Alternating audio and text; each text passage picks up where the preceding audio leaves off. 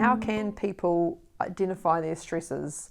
Because again, if we are already in the hole and we're already stressed, it's pretty hard to dig ourselves out, and it's probably hard to find what actually was the trigger point to getting there. And there's probably lots of things happening to get you there, but how can people start to try to identify those stresses in their life? Yeah, I mean, I think if most people actually, if you ask them, if you actually sit down, often we're like in this overwhelm and we don't know, but most people, if you sit down and kind of ask them to write a list, they could produce it. It's around kind of actually stopping and taking that time to reflect. And my tip would be that if you don't know what your stresses are, ask someone you live with, because they probably will know, or someone you're close to. Or if you don't know what your stress behaviours are, like you're often what I call almost your early warning signs of kind of getting into that hole. Yeah. Mine is like yours. Mine's a jaw thing. It's like I grind my teeth.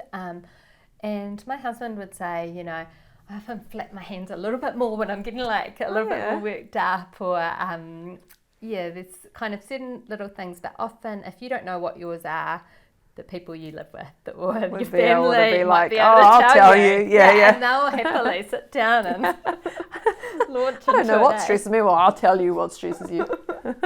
Have you got 20 minutes? Yeah. So I think, you know, that it is often, you know, unless you're a psychologist or see a psychologist or think about your well-being, we don't stop and like reflect what are the stresses, where are all those things that are piling up. And I remember learning when I trained to be a psychologist, one of our lecturers said, Muhammud Ali, boxer, said he never took people down with just one punch. It was always a combo.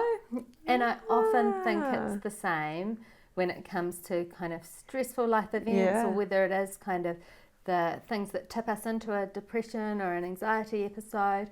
It's never one thing. No. It is always that there's this background stuff, or there's a few things, and then suddenly we find we're in the hole. And so often unpacking those and then looking at, okay, what in this situation can I control? Yep. And what actually is outside of my control, so I can maybe control how I react to that, but I can't change or control that situation. That gives Control your us, controllables, yeah. Yeah, it gives us a lot of room to move.